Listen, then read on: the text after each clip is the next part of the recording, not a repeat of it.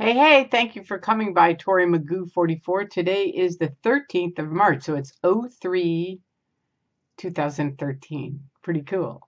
So here's my chick for Easter, and I've got on my St. Patty's Day Easter nails that I did. Anyway, hi guys. Thank you for coming by.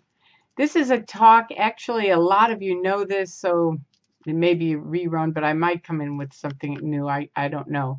But a friend of mine on Scientology.net asked me, what's your story with Sea Org? And I looked in my YouTube things and I've talked about it a bunch, but I haven't really told my story, I don't think. And if I have, I'm sorry if it's a redundant thing, but I couldn't find it. So here you go. And this is for anybody new also. All right. I got in Scientology in 1969, and I read a book, Dianetics. I did tell this story. I know where you can find it. It's on Tori Talks to CFI. You can always Google that because that's got my whole story, the whole thing.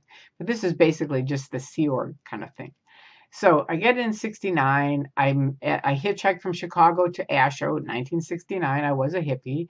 I'm there, I'm on course, I'm doing stuff. And of course they get with me and it's like, we're clearing the planet and we need you to join the Sea Org. So I was like, okay, cool. That sounded cool to me. It's like, wow, we're really going to help the planet. It seemed like an excellent idea at the time. And it was a billion-year contract. But as I read in Jenna Miscavige Hill's book, which she makes a really good point. I mean, when you're younger, especially she was very young, but even for me, I was like 22, and it was like 100 years or 1,000 years or a billion years. I mean, what was the difference? You know what I mean? It was still a long, long time we were going to be working on this. And I wanted to be with this group. So it was like, okay, I signed the thing. I joined the Sea Org. Now, they had a boat, and some of you that may be on this, I'm trying to find the guys that were on the Boulevard when I was in 1972. I joined the Sea Org. I think it was in 72. It might have been 71. I know I was routed out in 72. I'm pretty sure it all happened in 72. Okay, so I'm on the Boulevard, which is just this old tanker out in LA Harbor. And so we had to do like ship training on the thing. And so we're doing our ship training. And one of the monumental events was all the oil leaked out of the ship into the harbor one night. And we wake up the next day and we're all like, good God, we've got to handle this or we're going to be declared suppressive. This is going to be awful. And luckily some guy, and if you hear this, let me know. I'd love to talk to the person who came up with this. But it was a kid who was raised on a farm. And he said, if we can get hay, we can get it up. And none of us had thought of that at all. So somehow we row into shore, we get hay, we bring it back. We're rowing around, putting the hay all over. It soaks it all up. We put it in the boat. We put it on the ship. And the Coast Guard had said, we're going to be back at 4:00. And if you don't get the stuff all up, it's $40,000. Now, this was in 1972. That was a lot of money in 1972. And we're like, yikes, we got to get this up. So that's what got the inspiration, really. So now it's 4:00. We're all there. This is so typical of Scientology Sea Org. This is so typical of, because they just have this arrogance that Hubbard built in of like, you're better than everyone. It's the top 10% and blah, blah, blah.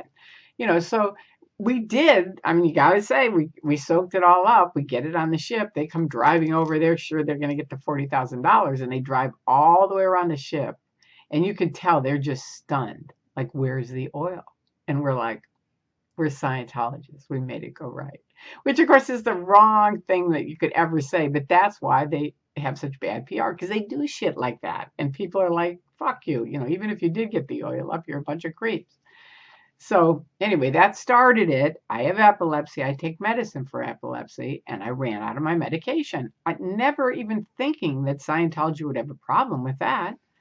So I go to whoever was the senior at the time and say, I ran out of my medicine for epilepsy and I need a refill. And the guy says, okay, let me just send you right here to this routing form. And he fills it out. And he says, you're going to see the MLO, which is the medical liaison officer. Now, if you haven't watched videos on mind control, type in YouTube at some point, mind control, and watch different videos on mind control and authority. They have one where the only difference is he wears a white jacket. but it makes him very authoritative and people follow it. So this was the medical liaison officer, and it kind of the same thing happened to me. I walk in and he's like very, authoritative, and he's like, well, we're the top 10% of the planet. We don't do medication. So we're going to get you on a full program to get you off your medicine. And I'm like, okay. At the time, I kind of believed him. He said, we're going to take vitamins and look what so-and-so said in this book. You can take calcium, magnesium, that cancels out seizures. You'll be all fine. Okay, so I route off with my little, program to get off my medicine, and then I'll be back in the Sea Org. And my real goal was to be in the Sea Org. Okay, so I started having grand mal seizures. It's awful. It's a nightmare beyond nightmares. I mean, it's medical abuse to the max. And that guy was not trained in anything having to do with medicine. They never sent me to a doctor. It was just awful. And of course, every time I'd have a seizure, kind of the flow of most of the public was, well, she's really PTS, and she's really this, and she's that, and she's screwed up, and it's her responsibility, and blah, blah, blah. It just was awful. So this goes on, and I have a seizure out on the street. The paramedics pick me up, and when I'd have a seizure, I would be completely blank. I couldn't remember that that's a computer, that I was a physical human being, that I was anything. There was nothing that I could remember at all when I had a seizure. Nothing. And so it was really scary. These guys in these white jackets come up, and you're just terrified. You don't know what they're doing. Anyway, long story short, this goes on and on. I have a seizure in the bathtub. I knock out my front teeth. It's just awful. And my mother, thank God, at this time we were not close as teenagers, because I was Nightmare on Elm Street as a teenager, and now I'm in a cult, and she's trying to get me out of this, saying, look, here's what my friend sent me, here's a thing from Reader's Digest, here's this article, here's that article, all saying it's bad news, right? And I'm like, oh, your friends, what do they know? Did they ever do a course? They don't know anything. That's the viewpoint of Scientologists. Well, you don't know, you didn't do a course. Well, were any of us in concentration camps? That's what I always say to people. No, but we know for sure that is not a good thing to do, ever, ever. Okay, so why is it that people won't stand up for these people that are now locked in the hole 24 hours a day? It's a little spooky. But anyway, point being, okay, so my mother starts getting really freaked out because I'm losing my short-term memory, which if anybody who knows me, I have a very bad short-term memory as far as names, numbers, just things. I mean, hell, I went to the doctor's today and the appointment's tomorrow. I forgot. I remembered it earlier today. And then I got all worried I'd be late to the doctor's, zoomed over there, and they said, we don't have you on the books today. And I said, oh, wait a minute, is it tomorrow? And they said, yeah. And I said, okay, no problem. So I live with that every day, thanks to Scientology. So it's pretty awful. I mean, it's serious medical abuse. So anyway, I'm still wanting to get back in the Sea Org, and my mother's trying to talk to me about getting back on my medicine. Now, of course, they're like, we don't take any medication, which later 10 years later, the top executives in Scientology came to me and said, we're so sorry. This was so out-tack. We shouldn't have done that. I think it was like 15 or 20 years later. But anyway, they finally did come to me and apologize, say it was totally wrong. At Flag, they said it was wrong. It's like on and on.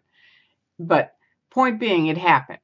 And my mother, thank God, thank you, Mom, stayed on it and just kept saying, you need your medication. And I was like, no, Dianetics is going to fix it, Mom. I was like on the phone. I'm like, no, everything, it's fine. Don't worry about it. Everything's fine. While I'm having these seizures, right?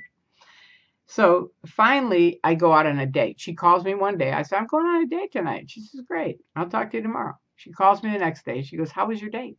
I say, what date? She goes, okay, that's it. Either you are on your medication this afternoon and your doctor calls me in Chicago and says you are on your medication today, or I am personally going to fly out from Chicago to Los Angeles, and trust me on this story, L. Ron Hubbard and Scientology will never forget your mother. And I knew my mom. She could kick serious ass. My dad was a celebrity from being a, all-star football player, Chicago Cardinals, and then a broadcaster with NBC. So they had a lot of lines into media. And I thought, I know my mom. If I don't do this, she's going to go to the media, and it isn't going to be good at all. And she was good at what she did. She knew, she was a very strong woman and very cool. And so, and plus, I didn't want to have seizures anyway. So it was sort of like, good, I can finally go to the doctor, get my medicine. I haven't had a seizure in 30 years, except after OT3. I thought I'd handled all the BTs and clusters. So I tried again to get off my medicine, and had ended up in status epilepticus, which is multiple seizures. And thank God I called this guy who was right. I knew he was on the fence. I knew he really wasn't a hardcore Scientologist, because I knew they would have done to me exactly what they did to Lisa McPherson, which was drive me way up to some Scientology doctor, and I would have probably died. Because the guys at Morton Plant Hospital, he did take me right next to Flag to Morton Plant Hospital, which was like a couple miles from my house. And they said, you nearly died. This was awful. And so I went back on my medication, have never gone off of it, have never had a seizure since. That was in 79. So anyway, to finish up my Sea Org story, so now I'm back on my medication. Now I get this freeloader's debt from these hags in, what do they call it? FOLO, which is the Flag Liaison Office or something. Anyway, they give me this bill. I don't know why it was Flag, so maybe it was FOLO, though. I remember that. Maybe I've got the wrong name. If you know it, tell me. But it was FOLO, and they gave me this bill for huge. I forget if it was 50,000. It was like a lot of money. And I said, bullshit. If anything, you've broken my contract. I signed a contract for 1 billion years. You guys have screwed up. And I said, I want to talk to the one sane man that I know on the planet. And when I said that at CFI, they're all skeptics, and the whole place burst out laughing. And I didn't get it until that second that, oh yeah, that's right, it is funny, but it was L. Ron Hubbard. So I wrote him a letter explaining the whole thing. I got a letter back saying, you're right, you don't owe a freeloader's debt. You have to pay for staff status 1 and 2, which I'd done. And he said, continue on up in the HGC, meaning I had to handle epilepsy before I could get back in the Sea Org, and we'll see you up the line. That was it. So that was a big fork in the road for me, because I got into Scientology to get trained and help other people. This kind of put me on this path where I had to try to fix me before I could get back onto my path to help other people. I mean, I still worked on it all the time, but it was a very, very dead-end street, losing battle. So that is my story of me being in the Sea Org in Scientology and their medical abuse, which hopefully, if anyone has a medical condition, I would say, number 1, get out of there. Number 2, if you're going to stay, get a real doctor, not a Scientology doctor, get a real doctor. And number 3, do what they say. Don't listen to Scientologists. I don't know what they do now. I know they have signs all over now saying, if you have a medical condition, Scientology can't handle it. We don't do that. That's because of me and a few other people that fought him for many years. I fought him for 30 years on it. I got him crammed in 1997, but that's a whole nother story. Anyway, there you go. That's my story. I hope and pray every time that I tell one of my stories that somehow, some way, it's going to help someone. So there you go. Love you all. Either way. Bye-bye.